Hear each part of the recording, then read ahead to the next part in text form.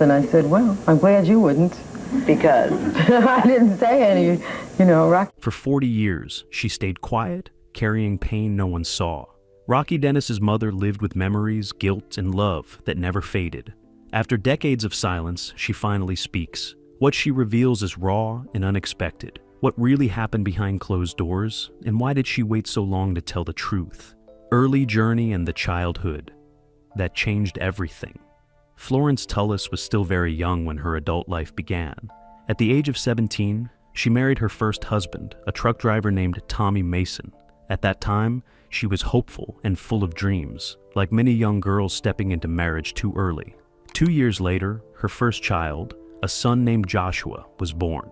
What should have been a joyful period quickly became difficult. The marriage did not bring peace or safety.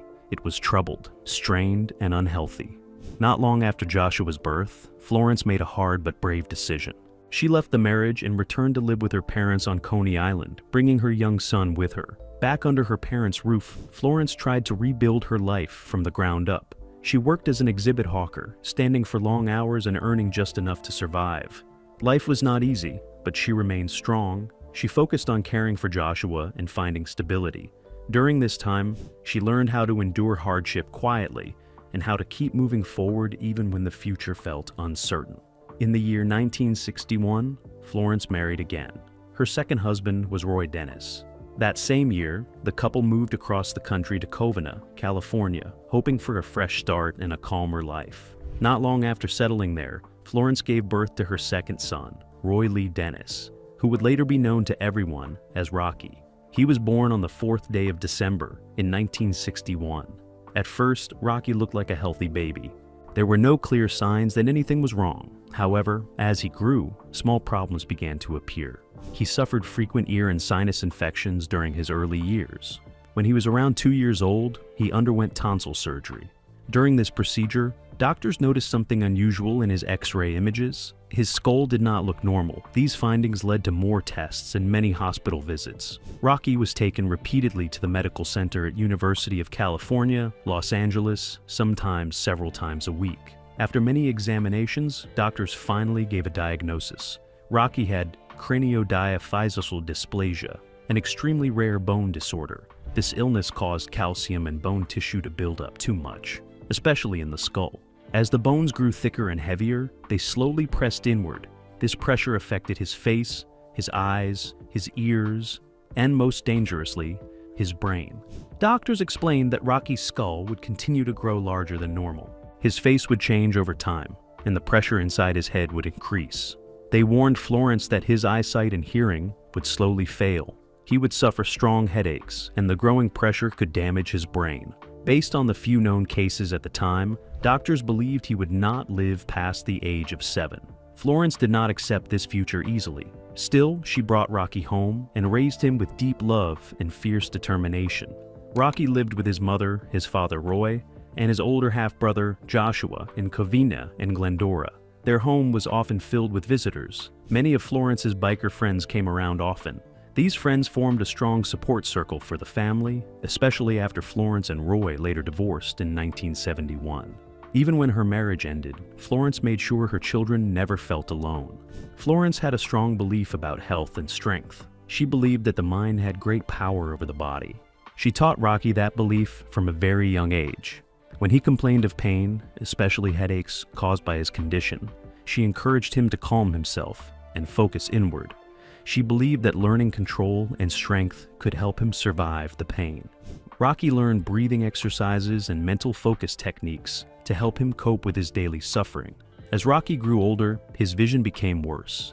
By the age of 6, he was declared legally blind. Doctors believed his eyesight would continue to fail completely. When he was 7 years old, an eye specialist said his poor vision meant he would never learn how to read. Florence did not accept that judgment.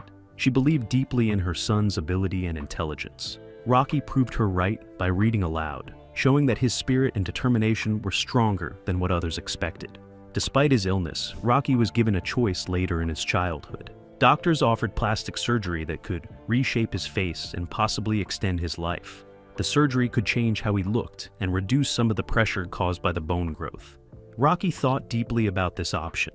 In the end, he chose not to go through with it. He feared losing his sense of self and no longer recognizing the person he saw in the mirror. By the mid-1960s, Florence was told that only a handful of cases like Rocky's had ever been recorded.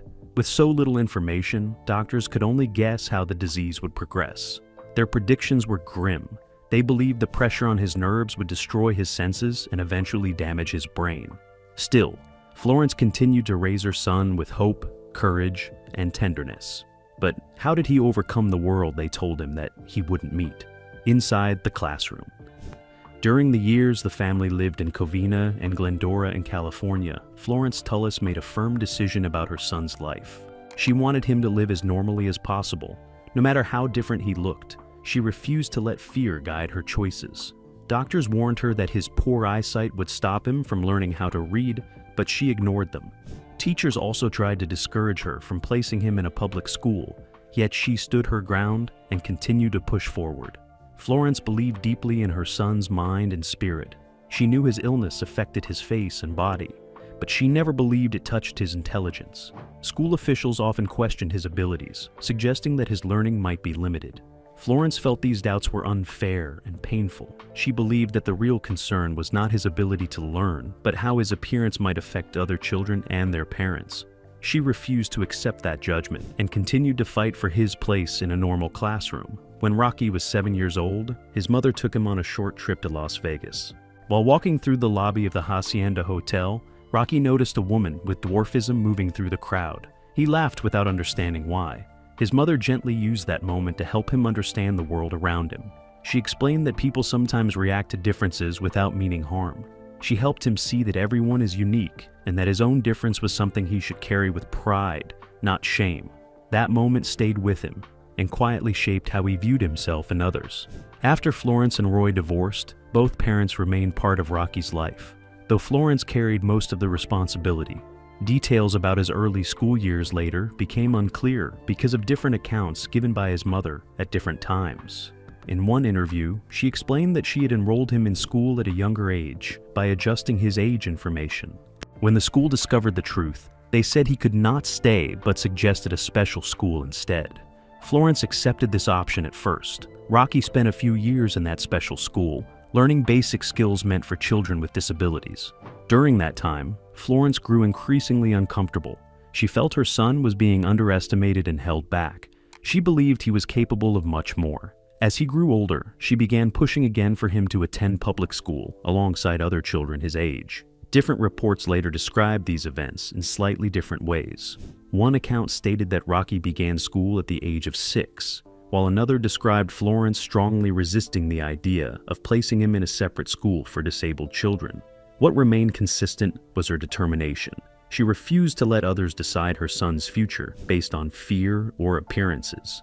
When Florence finally attempted to enroll Rocky in public school, she faced strong resistance. School staff raised concerns that he might be intellectually disabled. Florence believed these concerns were not truly about his mind, but about how he looked and how other parents might react.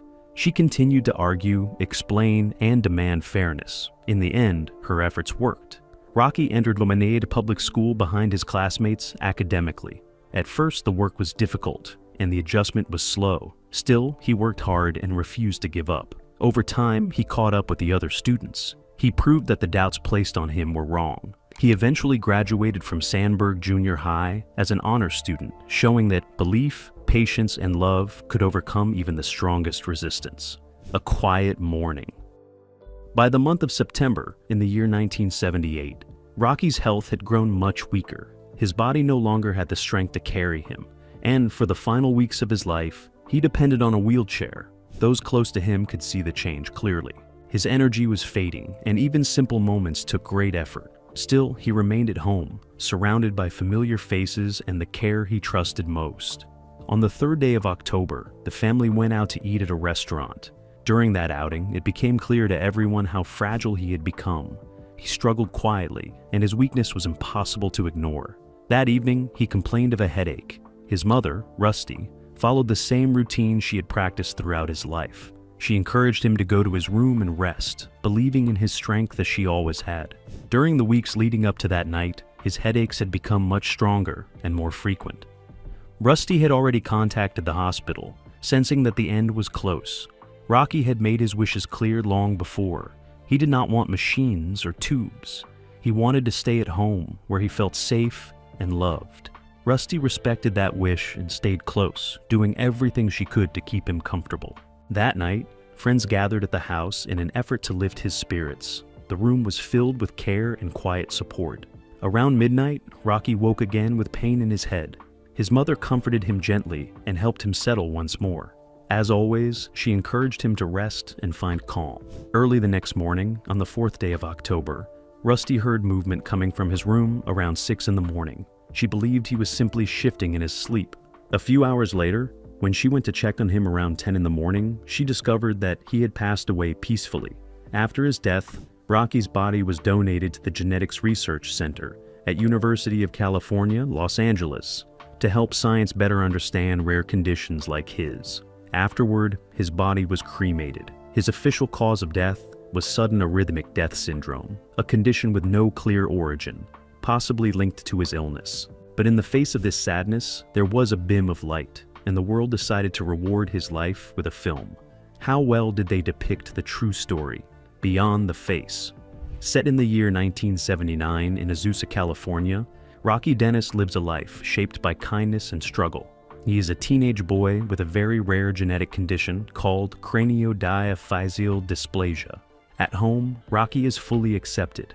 His free-spirited biker mother, Florence known as Rusty, loves him without limits. Her boyfriend Gar stands beside Rocky as a steady father figure. Their extended motorcycle family surrounds him with warmth, laughter, and protection. His grandparents also share a quiet bond with him, especially through their shared love of collecting baseball cards. Inside this circle, Rocky feels safe and valued. Outside that world, life is much harder. Many people who do not know him react with fear, pity, or discomfort. Some tease him and refuse to see past his face. They miss his sharp mind, his humor, and his gentle heart. Rusty is determined that her son will not be hidden away from the world. Even though her life is chaotic and shaped by biker culture and strained family ties, she fights fiercely for Rocky's right to live fully. Her relationship with her own father Abe is tense, yet her focus never leaves her son. Rusty pushes for Rocky to attend junior high school. The school principal, Mr. Sims, wants to label Rocky as intellectually disabled and send him to a special school. Rusty refuses to accept this. Rocky's condition has never touched his intelligence, and she demands that he be treated fairly. During his regular medical visits, Rocky insists that he feels fine, even though he suffers painful headaches. Rusty helps him calm himself by guiding his thoughts toward happy memories. When a young and unsure doctor claims Rocky has less than half a year to live, Rusty dismisses the claim. She remembers how other doctors were wrong before and refuses to let fear rule their lives. At school, Rocky surprises everyone. He thrives in class and quickly earns respect. His sharp wit and humor draw people to him. He helps classmates with their work and even tutors them for $3 an hour. He assists a confused student with a locker combination and captures the class with a lively retelling of the Trojan War. Before graduation, the principal offers him a role as a counselor helper at Camp Bloomfield, a summer camp for blind children. Rocky feels unsure about accepting the offer. At graduation, he proudly earns awards in mathematics, history, and science. At home, Rocky worries about his mother. Rusty struggles with sadness and medication use. One night during a party, Rocky quietly leaves pamphlets about rehabilitation around the house. This leads to a painful argument between mother and son. Hurt and confused, Rocky decides to accept the camp job. At the camp, his life changes in a gentle way. He meets Diana Adams, a blind teenage girl with a warm spirit. She cannot see his face, but she feels his kindness through touch and words. Rocky explains colors and images to her using simple objects. Cotton balls become clouds. A warm stone becomes red and pink. A cold stone becomes icy blue. Their bond grows into love, and they share their first kiss at a dance. When camp ends, Diana introduces Rocky to her parents. They react with shock and forbid her from seeing him again. Back at school, Rocky enters high school without his old friends. Cruelty from other students increases. One day, after being mocked and called a mask, Rocky loses control and lashes out at a bully. His pain deepens when his best friend Ben reveals he is moving away, ending their dream of a motorcycle trip through Europe. Rocky later visits Diana near Griffith Park, only to learn her parents have cut off all contact and are sending her away. Though heartbroken, Rocky holds on to love through memory. One night, suffering from a severe headache, Rocky retreats to his room, removes the pins from his Europe map, and falls asleep. The next morning, Rusty finds him gone. Surrounded by grief, she later repins the map, letting him travel freely at last. His loved ones visit his grave, leaving flowers and baseball cards, while his voice echoes with a poem of hope from the mask. So, how was her life after her son's demise, after the loss? After Rocky's death, Florence Tullis entered a long and painful chapter of her life. Grief stayed close to her, shaping every thought and every step she took. Not long after losing her son, she married her third husband, Bernie Tullis. Their marriage was born out of shared pain and deep sadness. However, the weight of loss was too heavy for both of them. After only 6 weeks, they separated. Neither had healed from Rocky's passing, and the sorrow they carried made it impossible to move forward together. Bernie later became the inspiration for the character, Gar, in the film Mask, where he was portrayed by Sam Elliott. Through this character, parts of Florence's life after Rocky were quietly reflected on screen. Still, real life was far more complex and lonely than any movie could fully show. After the marriage ended, Florence left the familiar surroundings of Southern California and moved to San Francisco. She was searching for peace, meaning, and a way to survive her grief. During this period, she turned toward Buddhism. The teachings offered her calm moments and a different way to understand suffering and loss. For a time, she also chose to return to the last name Mason, a name from her earlier life, as if reaching back for something familiar while everything else felt broken. Her elder son, Joshua, was also living in San Francisco. By the year 1985, Joshua had built a life for himself as a writer. Florence was proud of him and grateful that he had found his own voice. Joshua had already come out to his mother as a young man. While Florence struggled to fully accept every part of his identity, she remained supportive and loving in her own way. She wanted grandchildren and dreamed of a larger family, but she never stopped caring for her son. A year later, tragedy struck again. Joshua was diagnosed with Kaposi's sarcoma, a serious skin cancer linked to AIDS. The illness moved quickly and took a heavy toll on his body. Florence watched helplessly as her second child grew weaker. In the year 1987, Joshua passed away at the age of 32. For Florence, losing both of her sons was a pain beyond words. Yet, even in her sorrow, she held on to a belief that their lives had been full. She believed they lived deeply, fully, and honestly, even though their time was short. Around this period, Florence's life became known to the public through film. She received $15,000 for the rights to her story, which became Mask.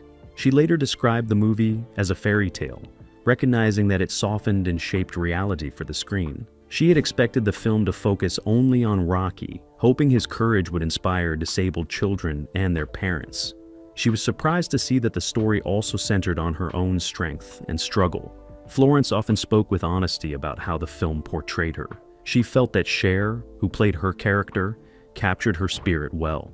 Through Cher's performance, Florence appeared as a strong and passionate woman, someone who refused to give up on her child or herself. The attention brought mixed feelings, but she understood that the story could help others who were facing similar struggles. During the time the film was released, Florence worked as a counselor helping people who battled medication addiction. This work was deeply personal for her, as she understood pain, loss, and recovery in her own way. She planned to continue this path by working with the Shanti Project, an organization that supported people who were terminally ill, including those living with AIDS. Helping others gave her purpose and helped her manage her grief. As the years passed, Florence's life remained unconventional. By the year 2001, reports described her working as a psychic counselor and living in a trailer park outside Los Angeles. Her life never followed a traditional path. It was shaped by loss, resilience, and constant change. She never fully settled into comfort, but she continued moving forward in her own way. Her last chapter. In the years following the release of the film Mask, Florence Tullis continued to live a life shaped by service, struggle, and survival.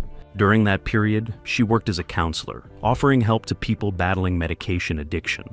This work reflected her desire to give back and to support those who were walking paths similar to her own. She also planned to work with the Shanti Project, an organization that supported people who were terminally ill, including those living with AIDS. Even after losing her sons, Florence still looked outward, choosing to help others carry their pain. As time passed, her life took quieter turns. By the year 2001, she was reported to be working as a psychic counselor. During this period, she lived in a trailer park just outside Los Angeles. Her lifestyle remained unconventional, much like the life she had always lived. She never sought comfort through tradition or routine. Instead, she followed her instincts, even when that path was difficult or uncertain. Throughout her adult life, Florence struggled with medication use. These struggles led to repeated encounters with the law over many years. In the year 1996, she pleaded guilty to possessing methamphetamine and was sentenced to 2 years in prison. That sentence marked a serious turning point, yet it did not end her legal troubles. In October of 1999, Florence again faced charges related to medications. Earlier that same year, police in Azusa had found methamphetamine in pipes used for smoking the medication in her mobile home. She pleaded no contest to 2 charges. Instead of serving the full prison sentence, her punishment was changed to probation. This allowed her to remain outside prison, though under strict conditions. In the year 2001, Florence was placed on 3 years of probation for another medication possession charge. Despite these chances, she struggled to fully escape her addiction. In May of 2002, she admitted to violating her probation. As a result, she was sentenced to 16 months in prison. She later completed a prison sentence for methamphetamine possession in April of 2005. After her release, Florence returned to Southern California. By the time of her final years, she was living in Glendora with her sister Dorothy Stewart and her niece Helen Cunningham. Being close to family again brought a sense of connection and care during her later life. Though her journey had been turbulent, she was not alone at the end.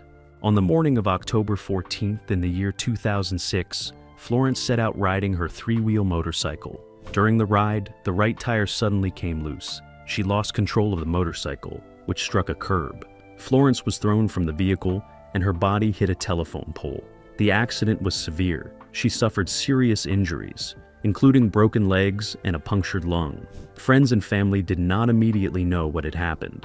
They only learned of the accident after reading a short report in the October 16th issue of the San Gabriel Valley Tribune. The article described an unidentified 70-year-old woman involved in a motorcycle crash. Only later did they realize the woman was Florence.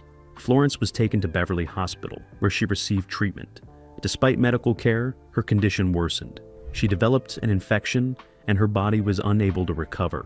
On November 11th of that same year, Florence Tullis passed away. She was 70 years old at the time of her death. Before her passing, Florence had made her wishes known. She wanted her body to be donated to science or to be cremated. Even in death, she hoped her life might continue to serve a purpose. Those who knew her understood that Florence was never a conventional woman. She did not fit the image of a perfect parent or a model citizen. Yet, she had been exactly what her son Rocky needed. The screenwriter, Anna Hamilton Phelan, who helped bring Rocky's story to the screen, later reflected that Florence was not a traditional mother, but she was the right mother for her child. She never allowed Rocky to feel weak, pitied, or broken. Instead, she raised him to believe in himself and to live with courage. If you enjoyed this video, like and subscribe, and also click the next video shown on your screen.